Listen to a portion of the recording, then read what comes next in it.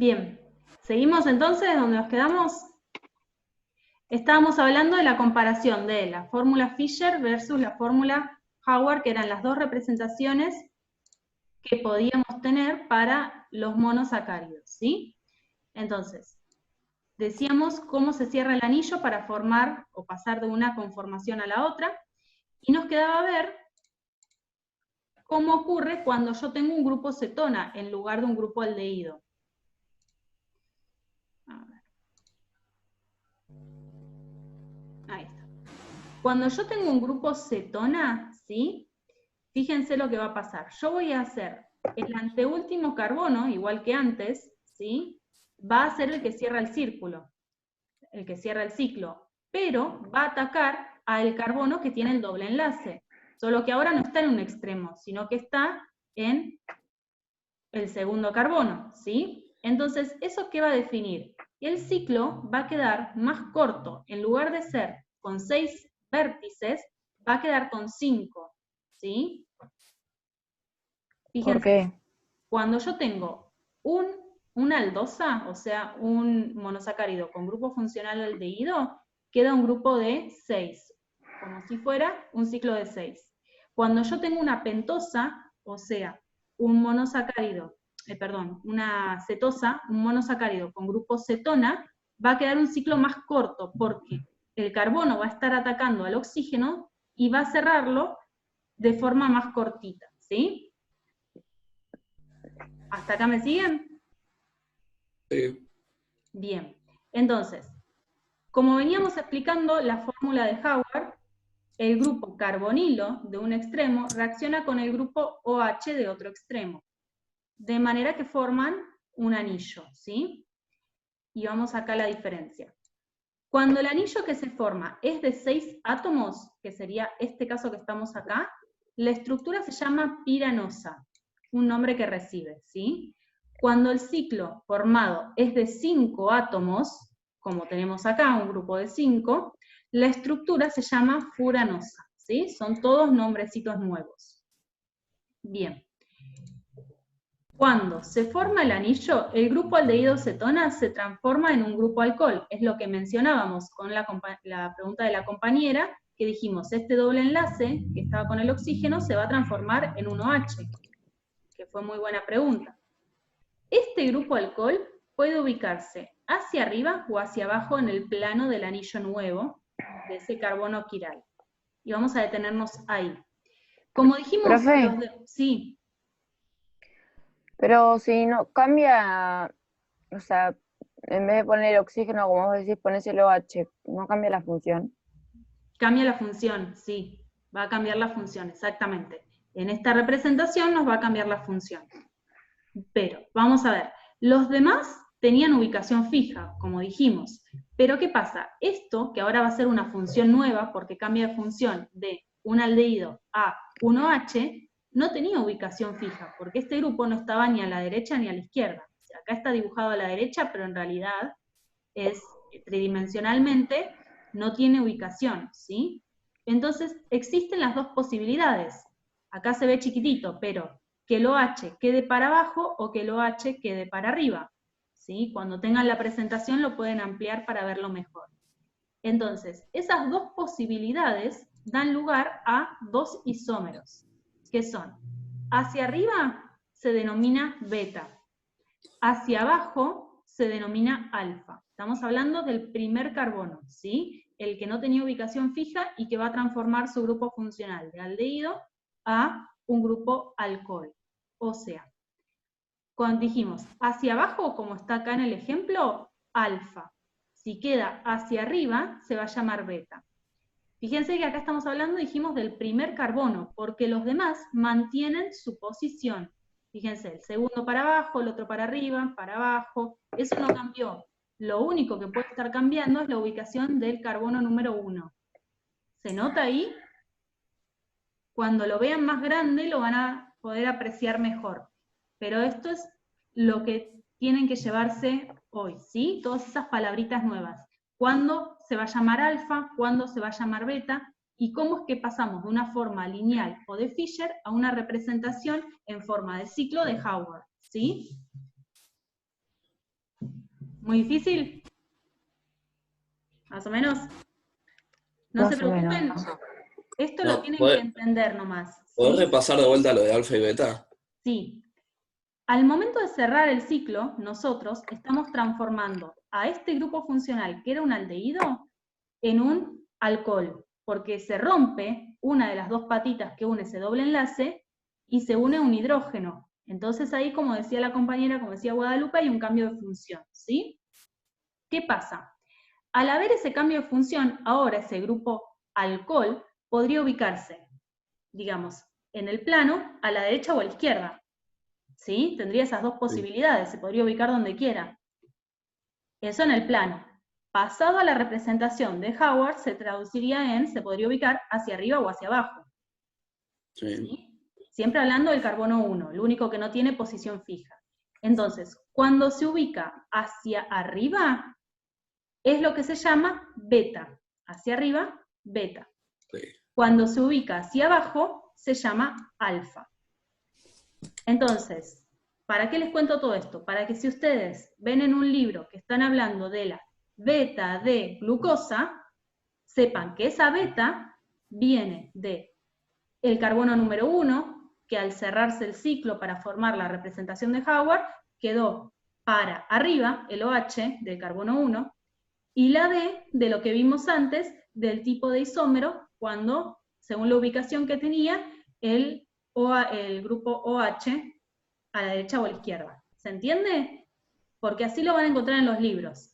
Alfa de glucosa o beta de glucosa, entonces tienen que saber qué es esa beta y qué es esa D, de dónde salieron esas terminologías, ¿sí?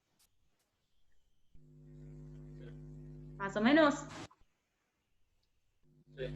Estamos usando la glucosa como ejemplo, pero lo mismo sería para cualquier hidrato de carbono de los que vimos antes, cualquier monómero de los antes mencionados, ¿sí? Sí, sí. Bueno, esto era lo más difícil, ya pasó lo peor. Vamos entonces a ver otras maneras de verlo y ya pasamos a los disacáridos. Entonces, ahora conocen que esta es la representación de Howard y así también se pueden ver a este mismo hidrato de carbono en dos representaciones más, ¿sí? ¿Cuáles son esas dos? La que se llama forma de silla, forma de bote. Como verán, el nombre que recibe esto es la similitud que tiene la representación con una silla, con imaginación, y con un bote, ¿sí? Esto es todo lo mismo, son la misma molécula siempre, solo que se está representando de distintas formas. Fíjense que acá, lo van a ver mejor, en el carbono número 1, que es el que más nos interesa, el OH quedó para arriba. Por lo tanto, esta es la, para arriba, Beta. beta, perfecto, esta es la beta, ¿sí? Fíjense que acá en esta representación el OH está para abajo, ¿lo ven? Sí. Entonces es Alfa. perfecto, ¿sí? Ya entienden la diferencia entre alfa y beta. Y lo demás, nada, para que conozcan que existen otras conformaciones. Ahora, ¿ven que esto está remarcado, un poquito más engrosado y remarcado? ¿Lo ven Sí. ahí en celeste?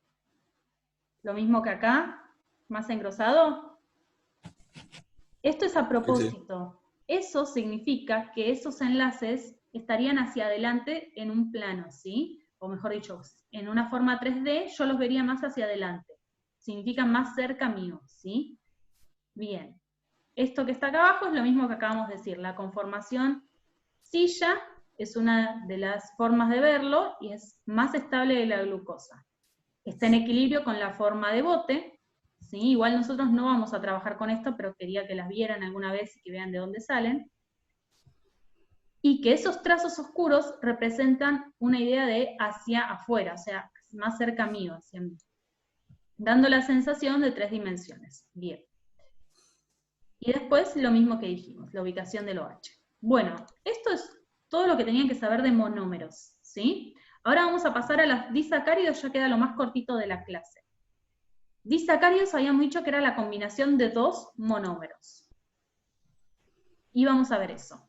Entonces, los disacáridos es la unión de 2 moléculas de monosacáridos. Y se pierde una molécula de agua cuando éstas se combinan, Esta reacción se llama condensación. Entonces, ¿cuál es la reacción? De dos moléculas de monosacáridos pasamos a una molécula de disacárido más agua. Fíjense, no sé si se llega a ver ahí, que tenemos remarcados, o en círculo, los OHs, ¿lo ven? Estos tenemos una alfa de glucosa con otra alfa de glucosa, y estos OHs que están remarcados son los que se van a combinar y van a formar un enlace. Fíjense, enlace que se llama glicosídico. ¿Ven cómo quedaron unidos estos dos monosacáridos a través de un grupo que es, que si se animan lo podemos identificar también, carbono, oxígeno, carbono? ¿Se acuerdan qué grupo funcional era eso? Sorpréndanme. Éter. Muy bien, un éter, perfecto. Entonces, la unión de dos monosacáridos da este resultado, que es un carbono de uno de los monosacáridos unido a oxígeno, unido a otro carbono, es una unión de tipo éter.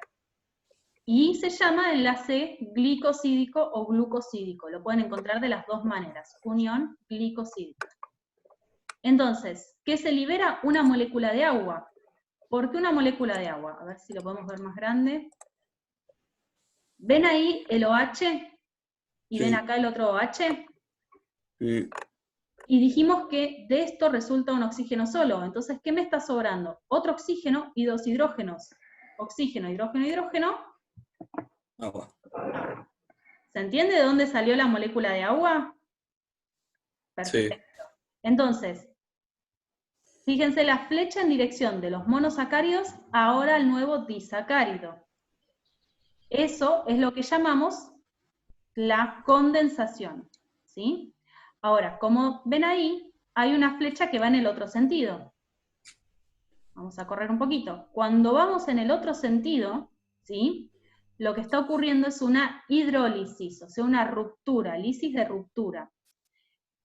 Y en el otro sentido pasaríamos de un disacárido a las moléculas de monosacárido, ¿sí? Entonces, en el otro sentido iríamos de una molécula de disacárido a dos monosacáridos. Eso es la hidrólisis, una ruptura. ¿Y qué va a liberar? Mejor dicho, ¿con qué se realiza eso? Con una molécula de agua. ¿Para qué? Para agregar el hidrógeno, el oxígeno y el otro hidrógeno para formar a los dos monosacáridos. Entonces, en el otro camino pasamos de una molécula de disacárido más agua a dos de monosacárido. ¿Sí? Sí. Entonces, estos dos procesos son inversos. O va en un sentido o va en el otro. No están pasando al mismo tiempo. ¿Sí? Entonces, tenemos los dos procesos, hidrólisis y condensación. ¿Se entiende cómo llegamos de un monosacárido a un disacárido? Sí. Lo más importante de acá es que el tipo de unión se llama unión glicosídica, que es un enlace de tipo éter, y que al unirse se libera la molécula de agua. ¿Y de dónde sale esa molécula de agua? De la combinación de dos OHs, que luego se elimina uno de los oxígenos y dos hidrógenos. ¿Sí? Esto mismo lo tenemos como ejemplo de unión de dos glucosas, pero lo mismo puede ocurrir entre una glucosa y una fructosa, una glucosa o dos manosas, cualquier otros monosacáridos. Bien, ¿se entendió el concepto? Sí, sí. Sí. Bien, pasamos a los polisacáridos y ya nos queda poquito de la clase. Quedó claro, profe, muy bien. Polisacáridos. Poli significa muchos, ¿sí? Entonces, ya no vamos a estar hablando de dos como antes, que era disacárido. Ahora van a ser muchos polisacáridos. Muchos monosacáridos, mejor dicho. Entonces, fíjense cuántos uniones éter o enlaces glicosídicos hay, uno a continuación del otro. Son polímeros, poli de muchos. Son de alto peso molecular, porque cada vez que voy sumando un eslabón, cada vez se hace más pesado. Y pueden ser lineales o ramificados. Lineales si van todos a continuación, uno seguido del otro. Ramificados si las uniones empiezan a darse entre otros grupos OHs, ¿sí? Fíjense que acá se va armando como una red. Los que conocemos de los polisacáridos son almidones, celulosas y las gomas vegetales. El almidón y la celulosa son los que están más en mayor proporción en la naturaleza.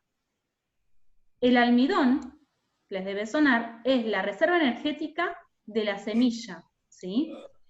Y el glucógeno es la reserva energética de los animales, nosotros incluidos. Es la forma que tiene el cuerpo de reservar glucosa. ¿Qué pasa? Imagínense que tenemos un glucógeno. Nuestro cuerpo la almacena y a medida que vamos necesitando energía, va cortando estos enlaces y liberando moléculas de glucosa. ¿Se entiende? Bien, eso lo vamos a ver con más detalle en la unidad de alimentación. Bueno. Bien, con esto entonces vimos monosacáridos, disacáridos y polisacáridos, ¿sí? Y les comento lo último y ya cerramos la clase. ¿Escucharon alguna vez hablar de Bernardo Hussey? No. ¿No? ¿No les suena? No. Pero han visto alguna vez que hay lugares que se nombran a partir de él, hospitales, calles. Algo que se llama Hussey deben haber escuchado. Hay un hospital así, correcto. Bien, sí, tenemos un hospital que se llama Hussey. Bueno, Bernardo Hussey es un argentino y fue uno de los 5 premios Nobel argentinos que tenemos en nuestro haber, ¿sí? ¿A qué se dedicó Bernardo Hussey? Una de sus investigaciones que le valió el premio Nobel es justamente el estudio de la glucosa en sangre y cómo se ve afectado con la insulina y con las hormonas de la hipófisis.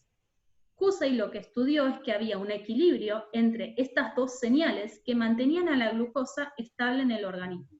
Y cuando había una desregulación, cuando había más o menos insulina, más o menos hormonas hipofisiarias, la glucosa ya no se mantenía pareja y se disparaba para alguno de los dos sentidos.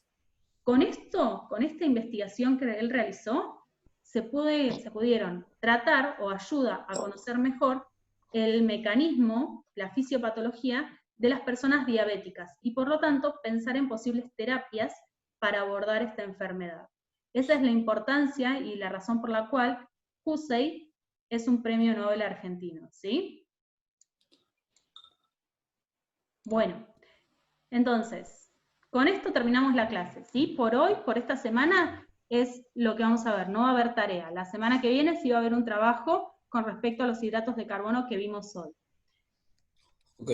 Lo que les pido es que se pongan al día con lo que falta de entregar, con el Padlet o las tareas que tengan pendientes, y ahora les voy a subir la presentación para que la puedan analizar tranquilos y la tengan para la semana que viene cuando haya que realizar un trabajo.